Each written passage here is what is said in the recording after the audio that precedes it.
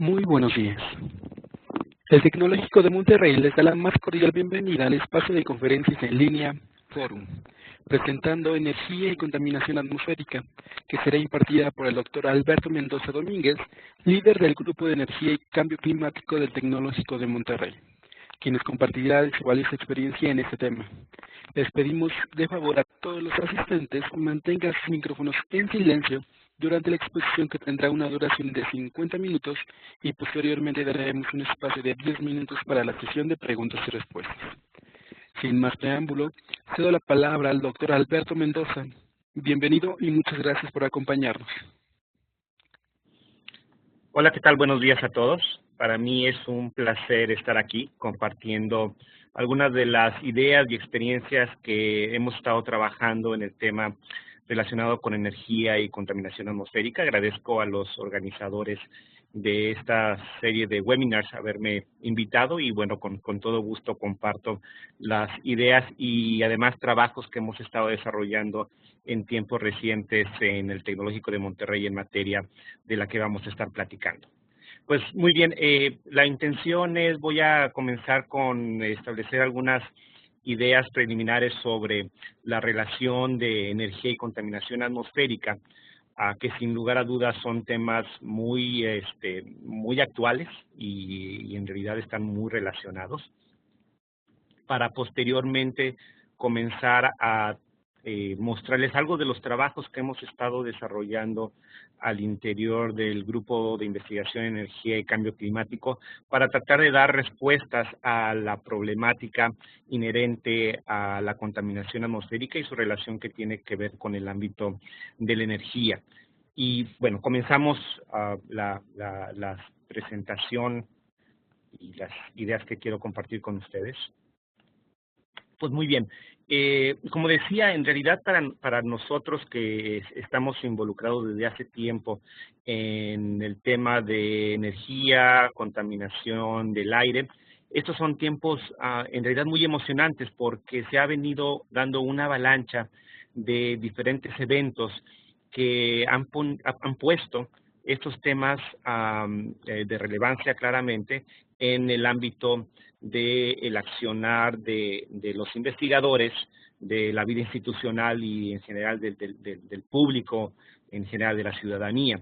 Y recientemente seguramente ustedes han escuchado hablar sobre la reforma energética. La reforma energética ha sido algo que ha revolucionado ciertamente la vida institucional del país, además de las diferentes acciones que se han estado desarrollando en la industria, en la academia y demás.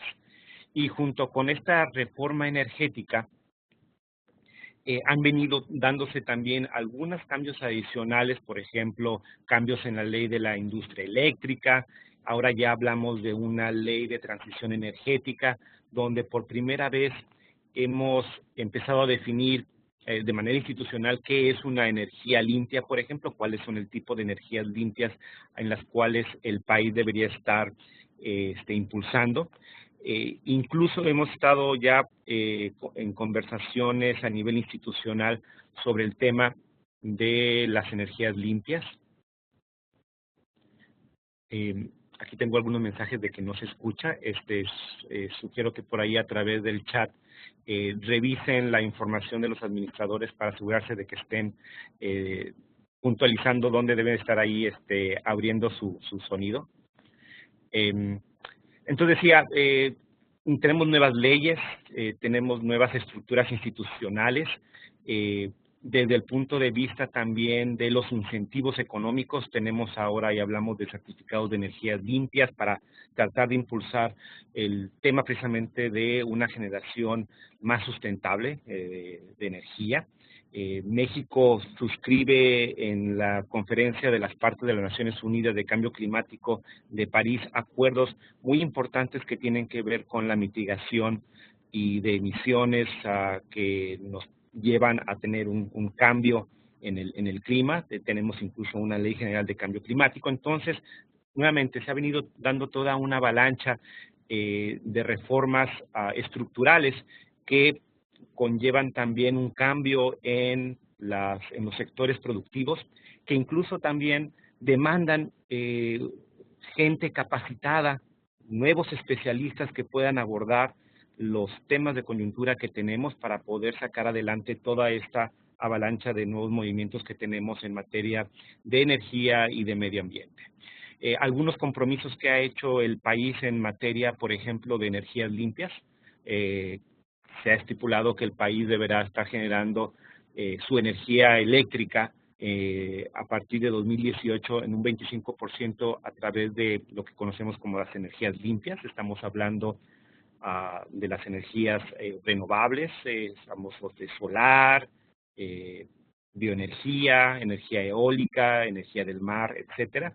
Y para 2024 deberíamos estar generando un 35% de nuestra energía eléctrica a través de estas energías limpias. ¿Qué implicación tiene esto? Unas fuertes inversiones en la generación de energía. Y como decía también, necesitamos gente que opere estas inversiones, gente que le entienda al tema de las tecnologías, que le entienda al tema de los mercados de energía, gente que entienda las cuestiones reglamentarias de la energía. Entonces, en realidad necesitamos ingenieros, necesitamos abogados, necesitamos economistas que estén involucrados en estas temáticas. A la par, México también ha suscrito algunos compromisos en materia de cambio climático. En particular a través de los acuerdos de la Conferencia de las Partes de París, México ha estipulado que deberá reducir de manera no condicionada el 25% de sus emisiones de gases de efecto invernadero y de contaminantes climáticos de vida corta, y esto es para el año 2030. Y nuevamente esto implica fuertes inversiones económicas en nuevas tecnologías, en nueva forma de hacer las cosas desde el punto de vista de productivas, nueva forma de pensar cómo nos movemos, cómo movemos a los seres humanos, cómo movemos a los bienes producidos, cómo movemos materia prima. Y en particular, dos de las especies contaminantes que son de fundamental interés en ese sentido son el dióxido de carbono, el CO2 y el carbón negro. Y estos compromisos que estoy estipulando en realidad están interconectados. Existe una conexión muy importante entre los compromisos en generación a través de energías limpias y los compromisos de cambio climático. Y digamos que ese es un tema fundamental y un mensaje claro que deseo transmitir a través de este seminario, que en realidad esto nos provee cobeneficios a cosas que estemos haciendo en materia de energía claramente tienen su impacto en mitigación al cambio climático, y si buscamos mitigación al cambio climático, efectivamente el tema de la energía está fuertemente involucrado. ¿Cómo entendemos esta transición energética que tiene que transitar el país? Bueno, en primer lugar, un punto muy importante tiene que ver con la eficiencia energética. En otras palabras, utilizar la energía y la tecnología que tenemos actualmente de la mejor manera posible, en la medida de sus capacidades, para entonces reducir la cantidad de energía que utilizo para generar cierta cantidad de Producto Interno Bruto. Pero a futuro deberemos estar pensando claramente en que debemos descarbonizar la economía. Este es un término también que ha aparecido frecuentemente en los medios de comunicación actualmente, y esto básicamente lo que confiere es reducir nuestra dependencia en combustibles fósiles y en lo general material carbonáceo, que eventualmente puede emitir gases de efecto invernadero, muy particularmente las emisiones de CO2. Y eventualmente estaremos pensando en una economía ciertamente más electrificada, una masificación profunda de nuestra economía, lo cual conllevará una descarbonización profunda. Y aquí el tema es, en realidad, como ciudadanos de este planeta, nuestra forma de hacer las cosas ciertamente no cambiará sustantivamente, en el sentido de que seguramente entraremos a nuestras viviendas o a nuestras oficinas y buscaremos tener iluminación, y tendremos un switch en el cual se puedan prender las lámparas o prender nuestra computadora, nuestro ordenador, etcétera, etcétera. La energía eléctrica va a fluir. El tema es cómo voy a obtener esa energía. Estaremos hablando seguramente de una generación más distribuida. Incluso los mismos edificios se convertirán en grandes generadores de energía eléctrica. Hay un tema muy importante, es cómo tendremos que almacenar esa energía. Entonces vendrán cambios tecnológicos muy importantes que nos llevarán a tener un uso mucho más importante de la energía eléctrica, un detrimento en nuestro uso de combustibles, o incluso pensaremos en combustibles verdes, combustibles más limpios. Y bueno, eso es, digamos, que hablando un poco de la parte de energía. Y ahora me regreso, y esto es lo que voy a estar haciendo a través de la presentación, moviéndome del mundo de la energía al mundo de la contaminación, particularmente de la contaminación del aire, para tratar de establecer estos vínculos y estos cobeneficios que yo debería estar buscando al momento de abordar las oportunidades que tenemos en el mundo de la energía, los retos que tenemos en el mundo de la energía, y por otro lado las problemáticas y los retos también en materia de medio ambiente, muy particularmente en el tema de contaminación del aire. Bueno, aquí yo les muestro una imagen y es nuestra motivación por la cual ocuparnos del tema de la contaminación del aire. Esta es una fotografía del área metropolitana de Monterrey, donde ciertamente se ve una nata de contaminación.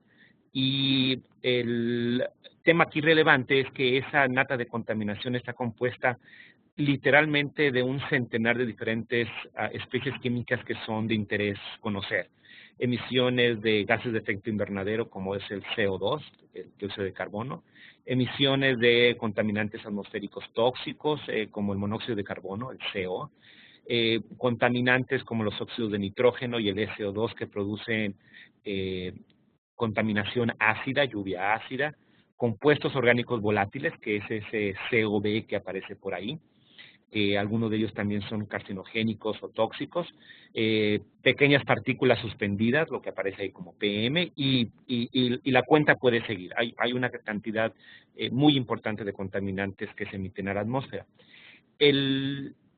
Lo que hace complicado, lo que hace complejo entender a la contaminación atmosférica es que una vez que estas especies químicas se emiten a la atmósfera, resulta que se transforman químicamente y físicamente para dar origen a otros tantos contaminantes atmosféricos. Seguramente más de uno que me escucha habrá escuchado hablar sobre el ozono. Es esa especie química que aparece ahí como O3. Y además existen otras especies químicas que evolucionan de los que se emiten de manera primaria, de manera original. Eso que aparece ahí como COSV son compuestos orgánicos semivolátiles que parten de los compuestos orgánicos volátiles. Y después empiezan estos a tener transformaciones químicas relativamente complejas, no entraré en los detalles. Empiezo a formar aerosol orgánico secundario, que es ese que aparece ahí. La química atmosférica se empieza a complicar sustantivamente y entonces terminamos teniendo una mezcla muy importante de contaminantes, cada uno con ciertas propiedades. Algunos son forzadores climáticos, son contaminantes climáticos, algunos otros son tóxicos, algunos son irritantes, etcétera, etcétera. La mezcla es muy, muy importante, además de que múltiples fuentes de contaminación emiten cierta cantidad de estos que aparecen aquí. Y entonces uno también se tiene que preguntar, bueno, si yo quisiera controlar la contaminación atmosférica, me estoy enfrentando exclusivamente a un problema técnico-científico, en otras palabras, entender exclusivamente la ciencia que hay detrás del comportamiento de los contaminantes y tener mejores tecnologías, o resulta que eso ya está resuelto y es meramente un problema económico de despliegue de inversiones. Como pudiera uno pensar en el tema de movilidad, es solamente obtener vehículos eléctricos y con eso voy a resolver el problema y dejar de consumir combustibles fósiles, o es un problema social y rápidamente caemos en la cuenta que en realidad son las tres cosas. Todavía no terminamos hoy en día a entender completamente los fenómenos que dan origen a la transformación de los contaminantes atmosféricos. Ciertamente también es un tema económico, de poder desplegar nuevas infraestructuras y nuevas tecnologías. Tiene que haber incentivos económicos para poder desplegar energías limpias, por ejemplo. Pero también es un problema social, es un problema también de comportamiento. Y aquí esta última idea la voy a dejar un poco en el ambiente y la voy a retomar en un último ejemplo que tengo en esta presentación para ver cómo es un problema social que está involucrado en toma de decisiones en el tema de contaminación del aire. Muy bien. Siguiendo con el tema de la complejidad de la contaminación del aire, aquí les comparto una nota periodística, no es reciente, es del 2013, pero creo que hace un punto muy importante, que en algunas ocasiones estamos muy interesados, o a lo mejor interesados de más, en poder catalogar cuál es la ciudad más contaminada de México o cuál es la ciudad más contaminada de América Latina o del planeta. Y aquí esta nota lo que dice en su encabezado es que Mexicali es la ciudad más contaminada de México y uno podría rascarse la cabeza y decir, a ver, sí, Mexicali entiendo que es una ciudad industrializada, es una ciudad grande, tiene varios millones de habitantes, pero uno pensaría a lo mejor también por lo que ha leído en los medios de comunicación que pues Ciudad de México tiene un importante problema de contaminación del aire, lo mismo que Monterrey, que lo mismo que Guadalajara. Y el tema es que dada la gran cantidad de contaminantes que yo les comentaba que uno puede encontrar en el medio atmosférico, en el aire ambiente de una ciudad, por lo mismo como que son muchos de estos contaminantes lo que existen, es complicado decir cuál es la ciudad más contaminada. ¿Es la más contaminada respecto a qué? Realmente debería ser la pregunta. Y si seguimos leyendo aquí la nota, dice que esta región encabeza la lista del mayor número de muertes en el país por contaminación del aire, por polución del aire, de acuerdo a datos del Instituto Mexicano para la Competitividad. Entonces, en realidad esto lo que está haciendo es catalogando el efecto de la contaminación del aire sobre problemas en salud, y en particular con algunos de ellos. Entonces, a la pregunta de ¿cuál es la ciudad más contaminada? Realmente no es la pregunta correcta. La pregunta correcta es una cierta cuenca atmosférica, una ciudad, ¿cuáles son los problemas de contaminación del aire que tiene? Serán por emisiones de monóxido de carbono, será por niveles de ozono, será por niveles de partículas suspendidas, e incluso desde el punto de vista de partículas suspendidas, hay diferentes tipos de partículas suspendidas. Y esto no es con el propósito de simplemente tener una lista de a ver cuál es la ciudad más contaminada, no, el propósito no es ese en realidad. El propósito es, si yo entiendo cuáles son los contaminantes que son primordiales para una cierta cuenca atmosférica, entonces podré entender cuáles son las acciones y los controles que se deberían de estar detonando para ese caso en particular. Y aquí la historia lo que nos cuenta es que no debemos de tomar simplemente prestado algo que ha ocurrido en alguna otra ciudad y tomarlo como ejemplo porque no nos van a dar los mismos resultados. Y ahorita también les voy a mostrar un ejemplo de por qué eso es lo que sucede. Muy bien. Si quieren ustedes más información sobre este asunto de cuánto cuesta la contaminación del aire, de la problemática de contaminación del aire, aquí les voy a dejar, aquí les pongo una liga que es una calculadora del Instituto Mexicano de la Competitividad.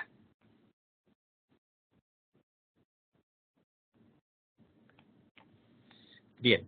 Y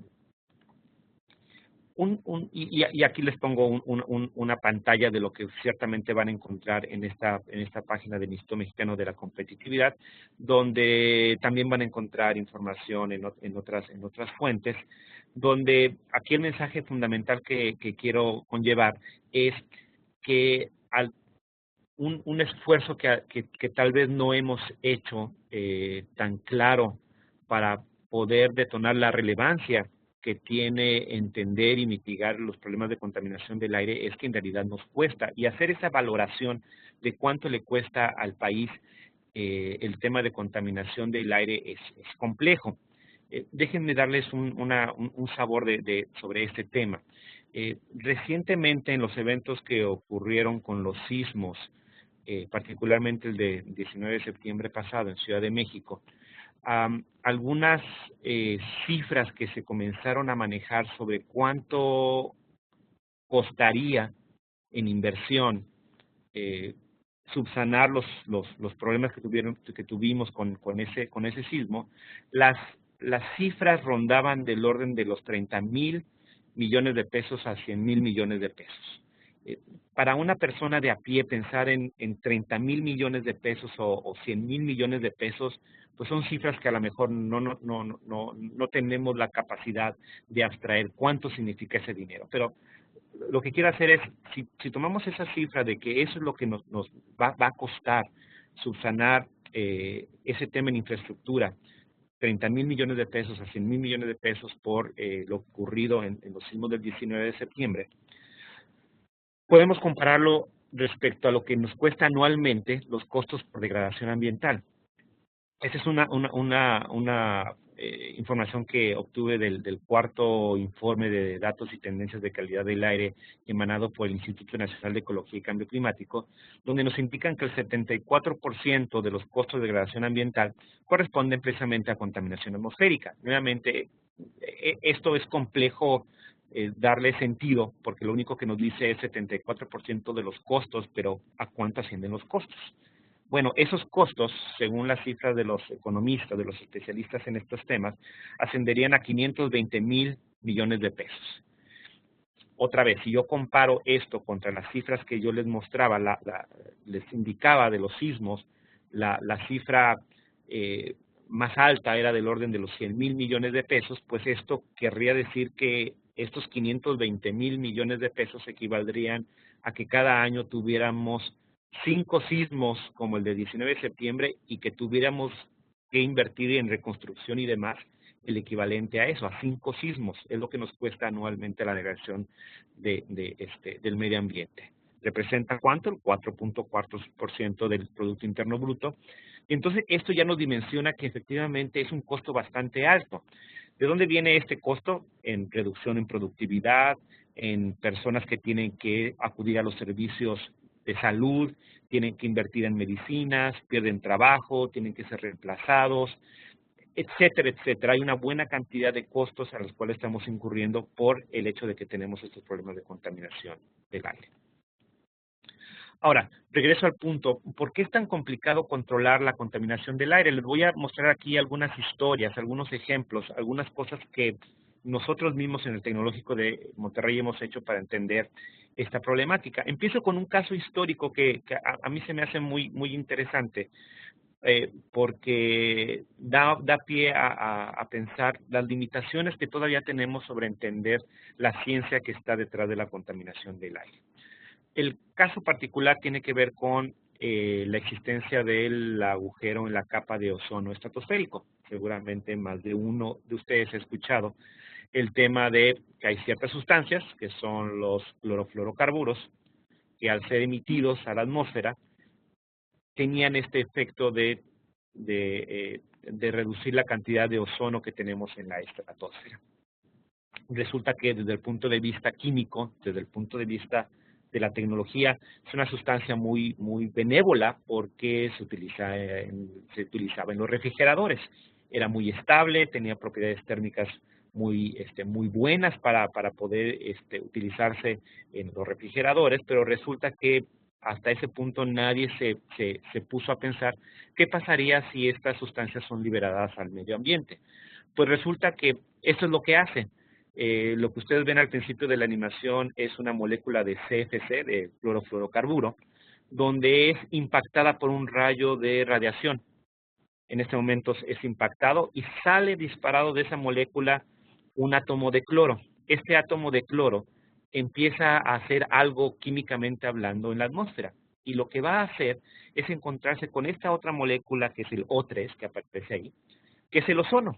Y entonces el cloro es muy efectivo en destruir esa molécula de ozono. Entonces llega la incidencia de luz, el cloro ataca el ozono, lo rompe, y entonces ese cloro sale volando con el oxígeno y después queda otra vez libre.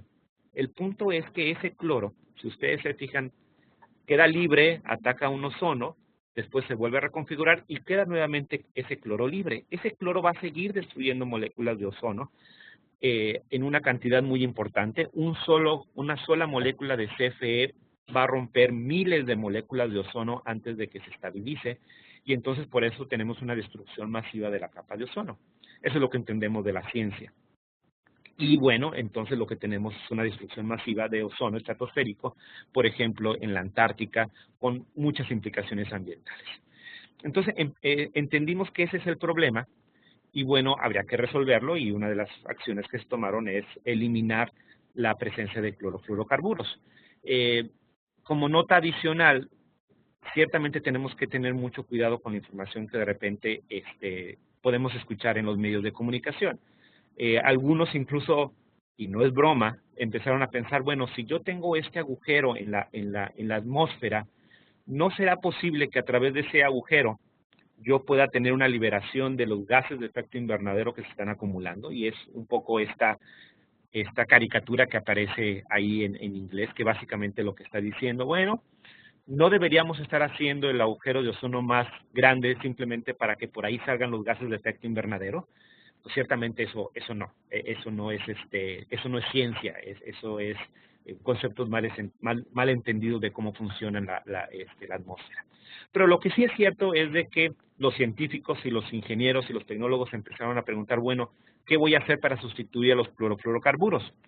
Y inventamos una nueva molécula que son los hidroclorofluorocarburos, por eso aquí aparece esta persona con un HCFC. La diferencia es que ahora son hidroclorofluorocarburos, cuyo beneficio es que resulta que al momento de ser liberados estos compuestos no llegan a la estratosfera. Ciertamente van a poder fugarse de los refrigeradores, igual que los originales clorofluorocarburos, pero por su composición química no llegan hasta la estratosfera, entonces mantenemos en salvaguarda la estratosfera. Sin embargo, nos metemos en otro problema, que es, no van a llegar a la estratosfera, eso quiere decir que se van a descomponer antes de llegar ahí. Se empiezan a descomponer en la parte baja de la atmósfera, la troposfera, y entonces me van a producir ozono, me van a producir ozono contaminante. Ciertamente, algunos de ustedes también habrán escuchado con anterioridad los términos del ozono bueno y el ozono malo. Bueno, es precisamente este asunto. La capa de ozono de la estratosfera es el ozono bueno, ese lo quiero mantener. El ozono malo es el que se produce en la parte baja de la atmósfera, es el que nosotros respiramos. Y resulta que esta solución tecnológica me resolvía un problema, pero me exacerbaba otro, que es ahora tengo acumulación de ozono en la parte baja de la atmósfera. El ozono es muy importante porque podemos tener estos comportamientos que aquí les muestro. Esto ya es investigación que nosotros hemos hecho en el Tecnológico de Monterrey, donde fue una simulación, una modelación tridimensional de contaminación del aire entre la frontera de California con la Baja. Y aquí estamos muy interesados en saber cómo se comportan las emisiones que proveen de las áreas metropolitanas de Tijuana, de Mexicali, en el Valle Imperial, en San Diego, en Los Ángeles. Y lo que ustedes están observando en esta imagen es mucho trabajo matemático, hay un modelo matemático complejo. Este es derivado de una tesis de maestría que se desarrolló aquí en el Tecnológico. Y bueno, lo que nos dice en pocas palabras esta imagen es que ciertamente hay una fuerte cantidad de ozono que se produce en el área de Los Ángeles. Esos puntos rojos que empiezan a emanar de la figura de este mapa es el área metropolitana de Los Ángeles. Y en la parte de abajo ustedes pueden notar la frontera entre México y California, donde está Tijuana y San Diego, y entonces también se puede ver que emanan emisiones que eventualmente se convierten en ozono. Pero esta es parte de la historia. Una de las complejidades de controlar el ozono es que tiene una respuesta no lineal a cambios en las emisiones. Y déjenme tratar de explicar a través de lo siguiente. El ozono se genera en la atmósfera, no se emite, se genera a través de la liberación de compuestos orgánicos volátiles, se combinan con también emisiones de óxidos de nitrógeno y en presencia de radiación solar tenemos la generación de ozono. ¿Qué son los compuestos orgánicos volátiles? Los podemos entender, por ejemplo, como gasolina evaporada. Cuando se evapora la gasolina son estos compuestos orgánicos. Solventes en lo general, cuando uno está haciendo una actividad de pintura y emanan también solventes. Todas estas especies químicas son compuestos orgánicos volátiles. Por otro lado, los óxidos de nitrógeno son especies que típicamente se liberan de procesos de combustión. Un vehículo automotor quema gasolina y por lo tanto se genera óxido de nitrógeno. Una planta de generación de energía eléctrica que quema gas natural emite compuestos orgánicos, óxidos de nitrógeno. Y entonces esta mezcla de compuestos en presencia de luz solar generan al ozono. El problema es que uno pensaría, y sería la parte intuitiva, bueno, si yo reduzco las emisiones de compuestos orgánicos volátiles y óxidos de nitrógeno, que son los que al mezclarse me generan el ozono, debería estar atacando el problema. No, no es cierto. No funcionan así las cosas en la química atmosférica. Esta es una publicación que sacamos ya hace un tiempo que trata de explicar esto. Lo que ustedes tienen aquí es la respuesta que tendría el ozono que yo pueda ver en la atmósfera a estrategias de control en fuentes móviles que pudieran ocurrir en la ciudad de Tijuana. Lo que hicimos en el modelo fue decir, si yo pudiera tener un programa de control de la contaminación y lo ataco fundamentalmente en Tijuana, ¿qué es lo que pasaría? En el panel que aparece, el primero donde aparece la letra A, que es el de la izquierda arriba, eso lo que le está mostrando es el ozono para un determinado día de modelamiento, que fue el 21 de agosto. Si yo reduzco las emisiones de fuentes móviles en Tijuana, ciertamente va a haber un beneficio en la contaminación del aire en Tijuana. Si ustedes pueden ver, en el área de Tijuana, yo tengo una mancha azul que me indica reduje las emisiones de las fuentes móviles, por tanto, reduje el nivel de contaminación del aire en Mexicali, en Tijuana. Reduje las emisiones en Tijuana de fuentes móviles, reduje también los niveles de contaminación en Tijuana. Y uno puede decir, genial, maravilloso. El problema es de que la contaminación del aire se la lleva el viento. Y entonces, lo que yo observo, por otro lado, es que en el área de Mexicali, que está al este de Tijuana, empiezo a ver puntos naranjas y rojos. Eso quiere decir que está aumentando la contaminación en Mexicali. Y entonces el tema es esto. Si yo hago algo en Tijuana, si yo reduzco las emisiones en Tijuana, voy a tener un efecto contraproducente en Mexicali porque va a aumentar la contaminación en Mexicali. Y uno puede pensar, bueno, ¿cómo es posible que estas dos regiones estén interconectadas?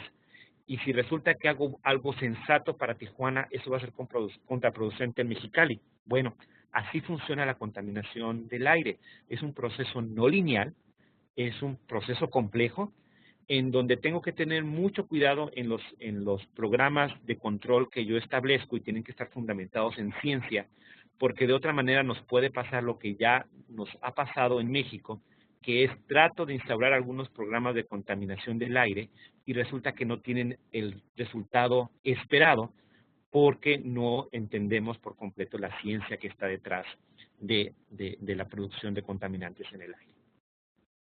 Lo mismo lo hemos hecho para el área metropolitana de Monterrey. Aquí en el panel A, en el panel de la izquierda, aparece el área metropolitana de Monterrey. Y aquí lo que hicimos fue, ¿qué pasa si reduzco las emisiones de estos compuestos orgánicos volátiles, de estos solventes? Pues resulta que tengo un beneficio en el área metropolitana de Monterrey. Pero ¿qué pasa si reduzco las emisiones del otro precursor, que son los óxidos de nitrógeno? Resulta que si hago eso, es contraproducente. Ustedes pueden ver manchas rojas en este mapa. Lo que en realidad está mostrando es, si yo reduzco las emisiones de óxidos de nitrógeno, van a incrementarse los niveles de ozono. Otra vez, les decía, eso pudiera resultar antiintuitivo. ¿Cómo es posible que si yo reduzco emisiones de un contaminante, otro contaminante va a tener mayores niveles? Otra vez, esa es producción secundaria en la atmósfera, es una química no lineal, depende de las fuentes, depende de la meteorología, es un problema realmente complejo que hay que invertir una buena cantidad de horas y de ciencia para entenderlo. Entonces, ¿por qué es tan complicado la contaminación del aire? Porque nos falta conocimiento científico sobre el efecto de las sustancias en el medio ambiente. Existe una no linealidad en la respuesta de los contaminantes a estrategias de control. Y nos falta un conocimiento importante del comportamiento de nuevas tecnologías. Aunado a todo esto, hay un factor humano muy importante. ¿A qué me refiero también con que falta un conocimiento del comportamiento de nuevas tecnologías? Voy a regresar a este tema. Entonces, ¿dónde hemos fallado en la estrategia de reducir la contaminación del aire? Bueno, no entendemos bien cuáles pudieran ser algunos cobeneficios que yo pudiera estar atendiendo al momento de establecer estos programas de control. Tengo que entender muy bien cuáles son los cobeneficios o los antibeneficios de una estrategia que yo pudiera implantar de manera global. Ciertamente, no todo es cambio climático en el tema de contaminación de la atmósfera. Aquí lo que les muestro es una gráfica en donde se muestra claramente que las emisiones de CO2, de este gas de efecto invernadero, que lo pueden ver ustedes a través de la línea sólida, ha estado incrementándose a través de los años en el planeta por la mayor consumo de combustibles fósiles. Pero no solamente eso, a medida que aumentan las emisiones de este gas de efecto invernadero, también ha aumentado las emisiones de azufre. El azufre está muy conectado con las emisiones de combustibles fósiles. Entonces, al aumentar uno, aumenta el otro. ¿Qué quiere decir? Que si yo reduzco las emisiones de CO2, de un gas de efecto invernadero, que me impacte en el cambio climático, también estaría reduciendo las emisiones de este azufre. Ahora bien, el azufre resulta que no solamente es un contaminante que me produce lluvia ácida, resulta que también es un contaminante que impacta en cambio climático. Y entonces, en este sentido, debemos de pensar que en el cambio climático no todo es calentamiento. En cambio climático, de repente, en un principio, los medios de comunicación decían es que tenemos calentamiento de la Tierra. Ya recientemente se ha utilizado con mejor detalle el término de que en realidad es el cambio climático, porque ciertamente en algunas ocasiones tenemos una exacerbación de la temperatura hacia la alza, pero en otros casos tenemos una temperatura a la baja. Cuando yo emito azufre a la atmósfera, se generan sulfatos, que los veo en esta imagen, en las emisiones de esta planta industrial, y esos aerosoles, esas partículas de azufre, resulta que reflejan la radiación solar. Entonces, mientras algunos contaminantes calientan la atmósfera, otros contaminantes la enfrían. Por ahí de 1999 y 2000, tuvimos el año más frío en la capa alta de la atmósfera que hemos tenido en los últimos 20, 30 años. Entonces, en algunos lugares tenemos una exacerbación en temperatura alta y en algunos otros casos tenemos una exacerbación de temperaturas frías. Y no es nada bueno que esté calentando la parte baja de la atmósfera y esté enfriando la parte alta, porque entonces estoy cambiando la dinámica de fluidos de la atmósfera. De repente no entendemos bien la tecnología. Este es un convertidor catalítico de 3 vías, que ya todos los vehículos actuales lo tienen.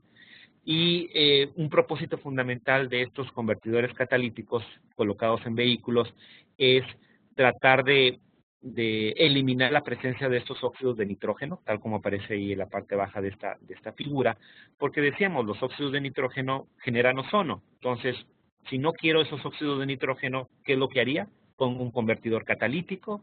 Convertidor catalítico, para tener solamente una imagen de lo mismo, está en la parte de abajo del vehículo, en el escape. Antes de tener el escape final, ahí se coloca el convertidor catalítico. Y está diseñado, tecnológicamente está diseñado para mandar los óxidos de nitrógeno, a N2. El nitrógeno es un componente inerte en la atmósfera para cualquier fin práctico. El problema es de que dependiendo de la ubicación geográfica, en la altura, en el medio ambiente, estos convertidores catalíticos pueden hacer algo que no nos gustaría que hicieran, que es no solamente convertir los óxidos de nitrógeno a nitrógeno molecular, sino también mandarlo hasta amoníaco. Y alguien se preguntará, bueno, ¿y cuál es el problema de generar amoníaco masivamente? El problema es de que entonces tengo una exacerbación de problemas por partículas suspendidas, por aerosoles. Entonces, transfiero un problema que es generación de ozono a un problema de partículas suspendidas simplemente porque la tecnología resultó no estar calibrada necesariamente lo mejor posible para hacerlo. Entonces, otra vez, el tema es, hay muchos vericuetos tecnológicos de ciencia que tenemos que entender muy bien para el establecimiento de los programas de contaminación. Necesitamos una visión holística para atender estos retos. Este es un ejemplo de un proyecto que estamos iniciando con la Universidad de Texas en Austin, en donde la visión que tenemos es, necesitamos entender muy bien cómo las partes están interconectadas entre el medio energético y el medio ambiente. Y aquí hay un ejemplo de lo que estamos haciendo. Lo que decimos es, ahorita el tema de resiliencia de la infraestructura, resiliencia al cambio climático, son muy importantes. En otras palabras, ¿cómo responde nuestra infraestructura ante retos del cambio climático que pueden ser mayor frecuencia de lluvias, inundaciones o bien carencia de la lluvia a través de sequías? Aquí lo que tratamos de hacer es ver el sistema como un todo. En épocas pasadas lo que hemos hecho es revisamos el sistema eléctrico, energético aislado, al sistema de generación de combustibles, al tema de contaminación del aire, al tema del agua. Realmente lo que tenemos que hacer es verlo de manera muy holística. En el norte del país cada vez es más eminente que vamos a tener un tema de explotación o no explotación de hidrocarburos no convencionales. Me refiero al fracking. Es un tema, dejando a un lado lo que se pueda llegar a decir o no en los medios de comunicación masivos, es un tema tecnológico y científicamente hablando muy importante. El uso de la fractura hidráulica conlleva un uso masivo de agua. Esa agua dejará de ser utilizada, por ejemplo, para rendimiento agrícola y consumo humano. Y además, el agua se utiliza para generar energía eléctrica. Cada vez más Texas y el norte de México están interconectados desde el punto de vista de suministro de gas natural y energía eléctrica. Entonces, si tratamos de entender cómo va a responder todo el sistema a los retos climáticos, de infraestructura, de demanda, no lo podemos ver de manera aislada. Tenemos que hacer sistemas de modelamiento que entiendan muy bien cómo están interconectadas estas partes. Y realmente no lo entendemos ahora muy bien. Entonces, estamos abordando este proyecto de investigación con la Universidad de Texas en Austin. Necesitamos integrar nuevas tecnologías y nuevos métodos de análisis. Y aquí hay otro ejemplo. Para entender mejor a los forzadores climáticos de vida corta, necesitamos empezar a entrelazar tecnologías que tenemos con nuevas formas de analizar la información. Uno de los compromisos que tiene México, como decía al principio de la presentación, es la mitigación del cambio climático. Y una de las formas en que el país se ha comprometido a realizar esa mitigación al cambio climático, no solamente es a la reducción de CO2, de dióxido de carbono, de gases de efecto invernadero, sino también de estas otras especies que son un poquito más complejas, son los forzadores climáticos de vida corta. Y los forzadores climáticos de vida corta, entre los muchos que hay uno que es el carbono negro. El carbono negro es básicamente hollín. Es estas partículas negras que se emiten, por ejemplo, cuando se quema carbón vegetal para hacer carnes asadas, cuando un vehículo a diésel está funcionando incorrectamente, se ve esta nube negra. Ese es el carbono negro. Y México ha establecido que una parte de su compromiso con cambio climático deberá ser a través de la reducción de emisiones de este carbono negro.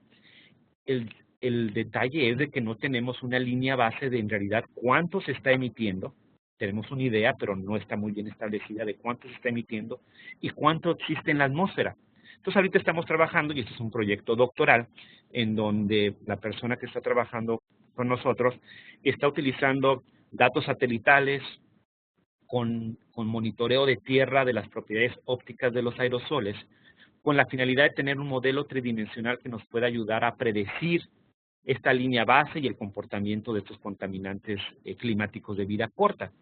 Y básicamente hay mucho trabajo de campo, hay que tender productos satelitales, hay que utilizar modelos matemáticos, que eventualmente nos lleva a tener información en donde para una cierta región del país podemos saber mensualmente cómo se va a comportar estos contaminantes y en poder entonces establecer política pública y estrategias de control.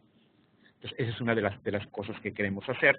Un gran beneficio de hacer esto es de que no necesito desplegar redes de monitoreo o casetas de monitoreo a través de una región muy amplia, en lugares muy recónditos, donde la infraestructura va a ser cara, sino a través de estos nuevos productos como imágenes satelitales, poder transformar esa información a algo que sea útil para la toma de decisión. Necesitamos nuevas soluciones tecnológicas. Este es otro proyecto que estamos desarrollando y básicamente aquí lo que estamos ligando es cómo puedo transformar un problema medioambiental en una solución tecnológica.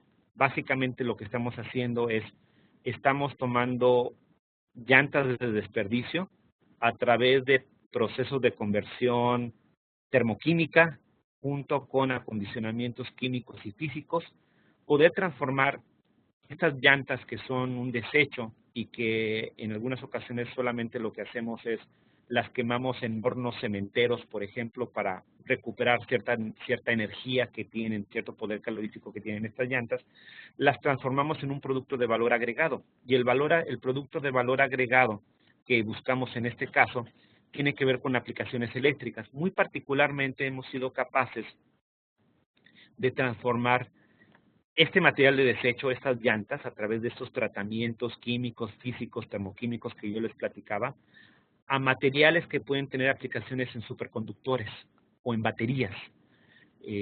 Son materiales de repuesto en donde no dejo de utilizar materia prima que puede llegar a ser costosa y a través de este desecho reemplazo esa materia prima y la puedo utilizar masivamente en productos eléctricos. Y esto tiene un gran beneficio porque cada vez más utilizamos teléfonos celulares, tabletas y demás, que todas ellas necesitan una batería. Si estamos pensando en vehículos eléctricos, cada vez vamos a necesitar más baterías para los vehículos eléctricos y vamos a tener que tener materia prima para poder construir esas baterías, esos componentes eléctricos. Y una parte fundamental pudieran ser estos materiales carbonáceos que son parte de, otra vez, de superconductores o de las baterías y pueden llegar a abaratar el sistema. Y termino con esta última idea. En algún momento en la presentación, al inicio de la presentación, comentaba yo que también tenemos una complejidad adicional cuando hablamos de contaminación del aire, que es la parte social. Y en muchas ocasiones el problema va más allá de lo técnico y se confiere a la parte social. Esta es una última idea. Este es un artículo que recientemente sacamos, en donde hacemos una contabilización a través de marcadores orgánicos moleculares de cuáles son las principales fuentes de emisión de contaminación de partículas respirables finas en el área metropolitana de Monterrey. Resulta que cuando hacemos ese análisis, una proporción importante viene de uso y vehículos a gasolina, otra 12%, otra a partir de vehículos a diésel, pero quisiera mandar su atención en este 20% de la contaminación por partículas finas respirables en el área metropolitana de Monterrey viene por procesos de cocción de carne. ¿Qué quiere decir esto? Restaurantes, actividades que utilizan carbón vegetal para hacer carne asada, por ejemplo. Todas estas actividades conllevan un 20% de la contaminación del aire. ¿Cómo controlo esos establecimientos? Pero más allá de eso, ¿cómo controlo que la sociedad, y el norte del país es algo que es muy usual que ocurra, limite la cantidad de carnes asadas? Así literalmente, ¿cómo limito la cantidad de carnes asadas? Porque eso me confiere un 20% de la contaminación por partículas suspendidas respirables. Es un tema complejo. Técnicamente, tecnológicamente hablando, varios lugares en el planeta ya han lidiado con esto. ¿Cómo convencer a la sociedad de que esto es relevante? Una quinta parte de esa contaminación por partículas suspendidas es esa actividad. ¿Cómo abordo al sector productivo que está ligado con esta actividad? ¿Cómo abordo a la sociedad para comunicarles? Y déjenme decirlo a lo mejor de manera muy llana. ¿Cómo dejas de hacer carne asada un fin de semana utilizando carbón vegetal? En términos de que sabes que es un problema de contaminación del aire y no representa una parte menor, representa una parte muy importante del problema que tenemos. Ya va más allá de la parte técnica, va a la parte social. Y bueno, con eso termino algunas de las ideas que quería transmitirles. Espero que esto haya sido de su interés y entonces cedo la coordinación para atender cualquier duda que pudieran llegar a tener. Muchas gracias al doctor Alberto Mendoza Domínguez por su interesante exposición. A continuación daremos inicio a la sesión de preguntas y respuestas. Les recordamos que pueden participar por medio del chat que se encuentra en la parte inferior del listado de participantes.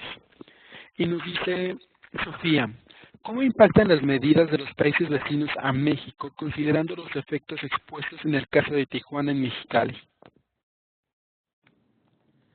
Muchas gracias por la pregunta. En realidad es una pregunta muy interesante, porque ciertamente, y esto está demostrado científicamente, las medidas de mitigación en contaminación del aire impactan a ambos lados de la frontera. Y en realidad lo que se ha visto es que en algunas ocasiones el impacto otra vez llega a ser antiintuitivo y es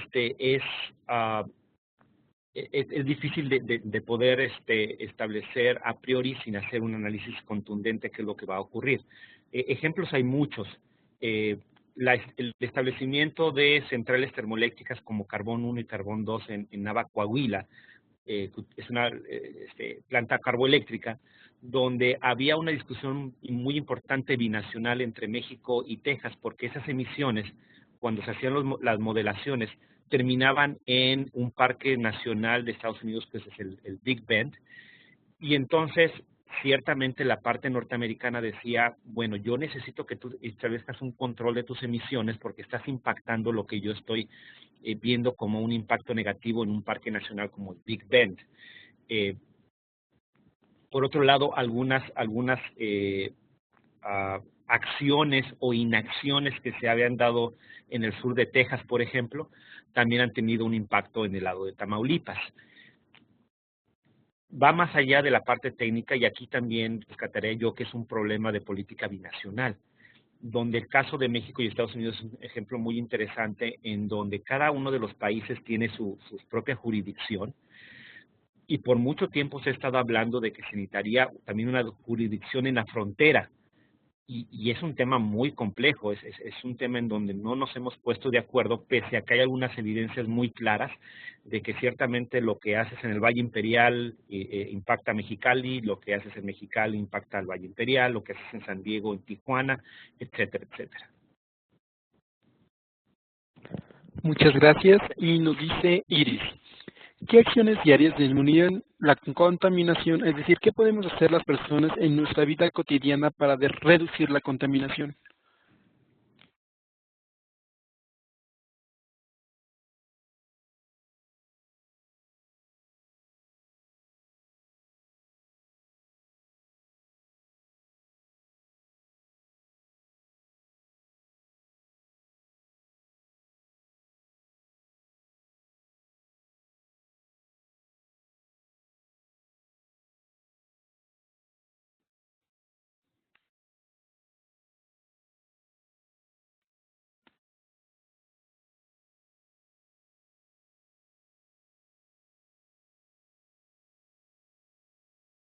Perdón, no había accionado mi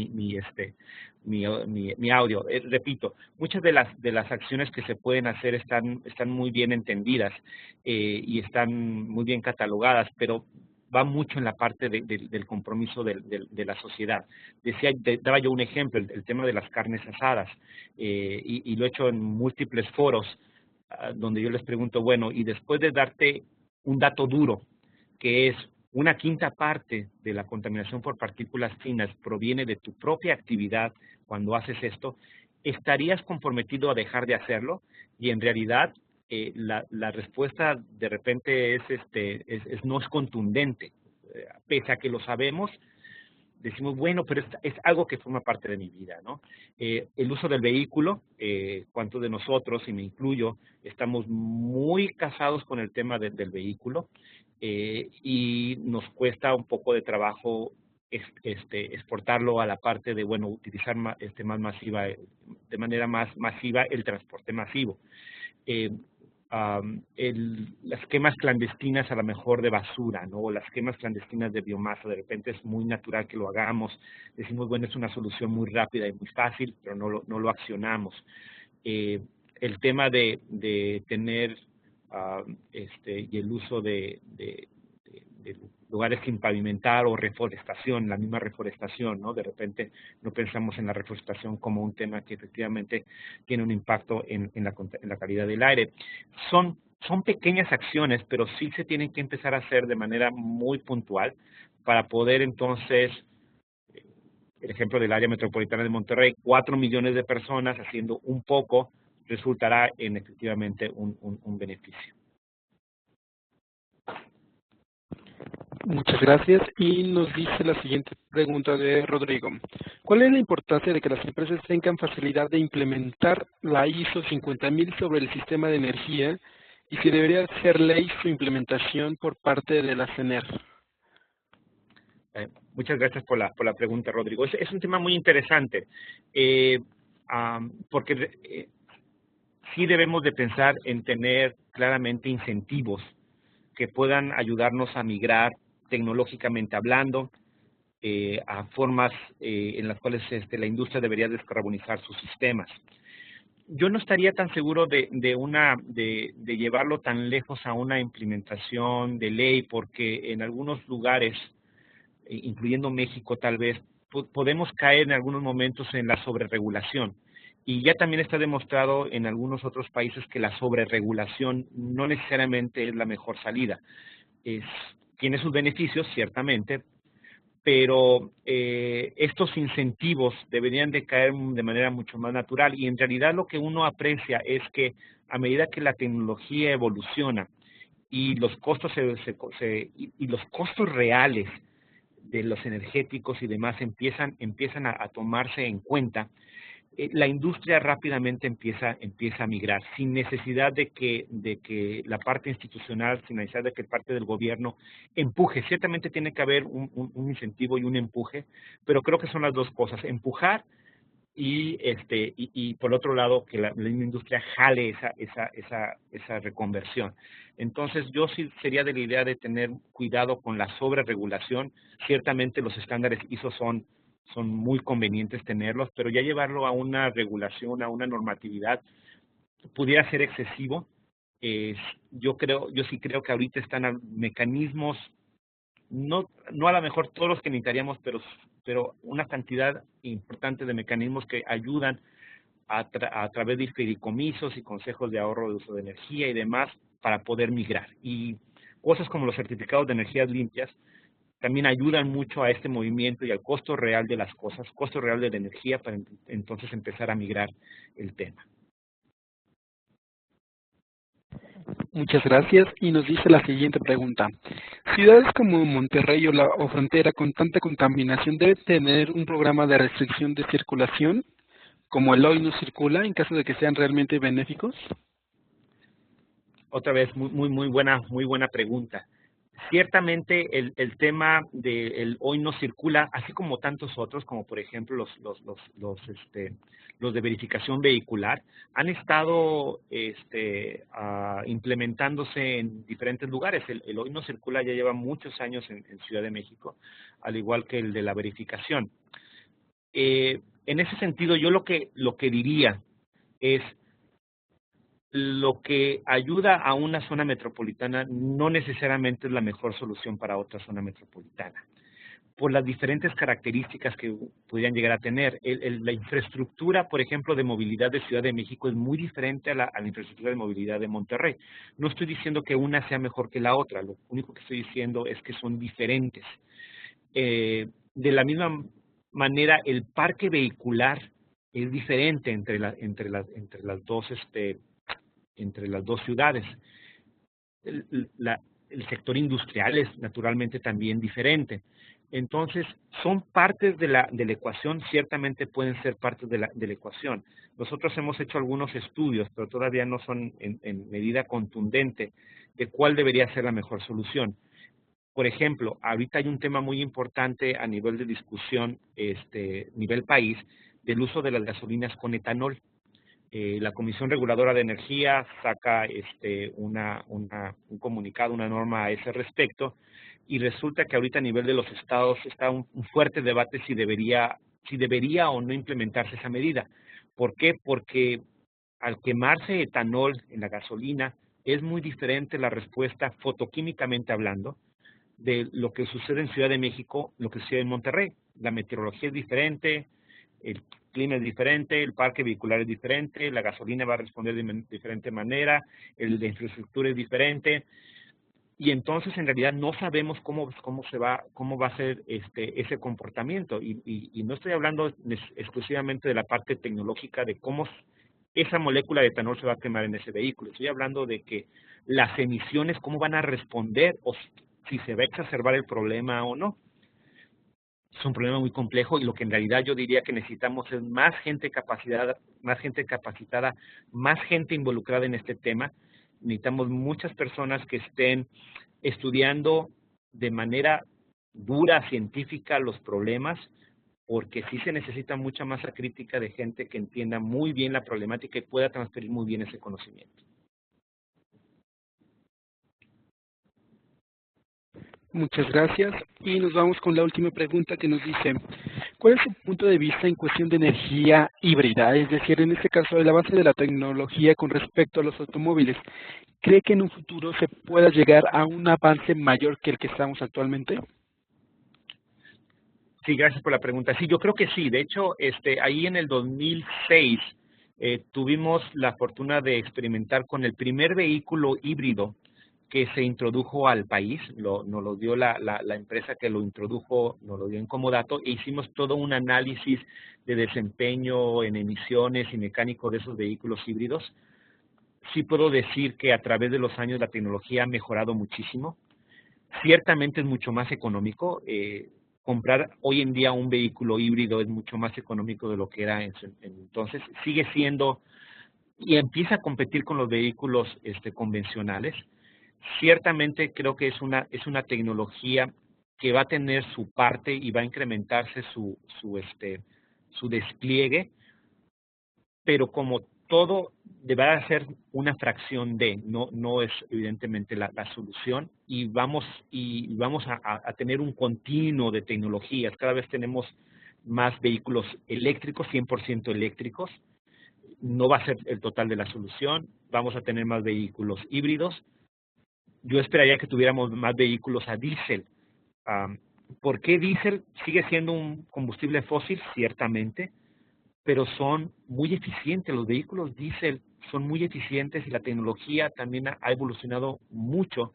Un vehículo híbrido en rendimiento te da un vehículo diésel respecto a un híbrido, da más o menos el mismo rendimiento de combustible. Así de eficiente es un vehículo diésel.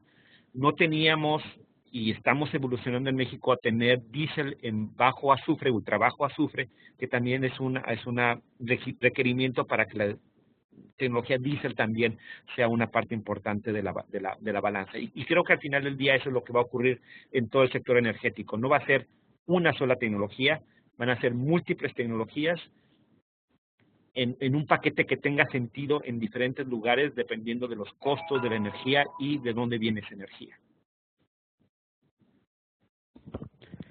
Muchísimas gracias. Y bueno, agradecemos nuevamente al líder del Grupo de Energía y Cambio Climático del Tecnológico de Monterrey, el doctor Alberto Mendoza, por su valiosa participación en Fórum, y a cada uno de los asistentes por su atención a esta conferencia. Les recordamos que la grabación de esta se les hará llegar en un par de días. Que tengan un excelente día y los invitamos a estar pendientes de nuestros próximos eventos. Muy buenas tardes. Buenas tardes, muchas gracias.